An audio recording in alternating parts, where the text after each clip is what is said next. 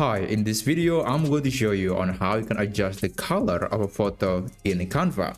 Now, I do have this photo of a woman sniffing a rose flower, and I want to adjust the color or the style of this photo. And there are multiple ways you can do that in Canva. And today, I'm not going to be using a third-party tool because I think when it comes to changing the color, Canva has everything covered. So let's get into it. Now I'm going to click on the photo. Let's click edit, and then I'm going to visit adjust, and this is where you can adjust a lot of the style, a lot of color of the photo. And I think this is very interesting. Now let's start with the auto adjust feature. This is something that will be very helpful to a lot of people, and the reason of that is because we are just using AI, and the AI will decide what is the best style for this photo. And also you can adjust the intensity, and I forgot to mention that you can select whether you want to apply the setting for the whole image, the foreground, or the background. So let's say if I reset the setting, if I just select the background, it will actually try to calculate everything. It will try to separate the foreground and the background, and if you click auto adjust, that setting should only be applied to the background. So that's one thing that you can do with this setting. But I think the setting for the whole image is even more interesting. Now there are many things that we got here, and personally I don't think I can cover all of that, but I'm going to cover some of the settings that you could try. So the first one is the temperature. This is to make the color more warmer or colder. So that's going to affect the orange or the bluish color of the photo. Now let's scroll down. Now there is a brightness. These are not changing the color, they're really just changing the texture or the characteristic of the photo, but they're not changing the color. So I think they are self-explanatory. Brightness is for brightness, contrast is just to make everything look more separated, and there's also highlight that is focused more on the highlight area of the picture. There is also shadow that focus on the soft dark area. There is also white, similar to highlight, but it's only for area that is exactly white, and the same is true for blacks. Now I'm going to click preset, and now there is a vibrance and saturation. These are actually the two that are going to significantly change the color. Now you can click and drag this to the left or to the right to make any of this object more prominent. So you can increase or reduce the vibrance of the photo. There's also saturation, which is kind of similar, but it's just going to make how strong the color really is. And now there is also something that's interesting. This is called color edit. Canva will actually detect some prominent colors of the picture, and then you can click on any of them to adjust the color manually.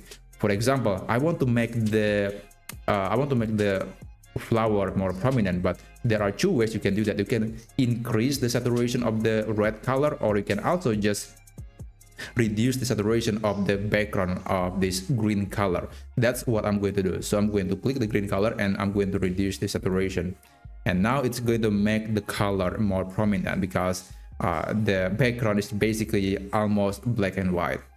And yeah, there are also brightness and hue. Hue is like changing the color. If you want to change the color into something else, then you can absolutely do that, although I personally don't want to use that at the moment. And then there's also sharpness and clarity. Again, this is not affecting the color, but it's just making the texture look a bit different. And also there's also vignette, sorry about that. This is just adding some dark areas surrounding the edges of the photo. Now, one thing that is interesting for me is that we can actually isolate a picture, an object from the photo. For example, I want to change the color setting of this rose. So I'm going to click on this object, and I'm going to separate it from the rest of the picture.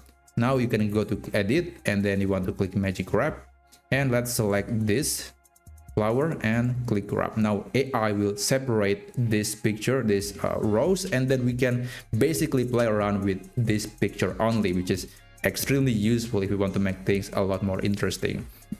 Now, for example, I'm going to adjust the color. Let's try something else. I want to click on this photo, and I'm going to change the color into something else, like maybe okay, let's click here, and it doesn't change, maybe because I didn't select the photo yet. Let's click on it again, and yeah, that's something that you can do. You can make it black and white. You can also change the color if you want to. Now I'm going to click on this red color and I'm going to change this to maybe blue or purple. Okay, that's very interesting. Now we just changed the color of this rose, even though it was red, but now it's no longer red. So that's, I guess, the basic of changing color in Canva. There are also filters. If you want to get something that is quicker, then filters are basically just adjustments, pre-made adjustment that you can click on it and then it will be applied to the whole picture. It's just so simple. And there's also duotone. Duotone is different, by the way. It's not like filter. Duotone will only apply 2 colors for the whole picture.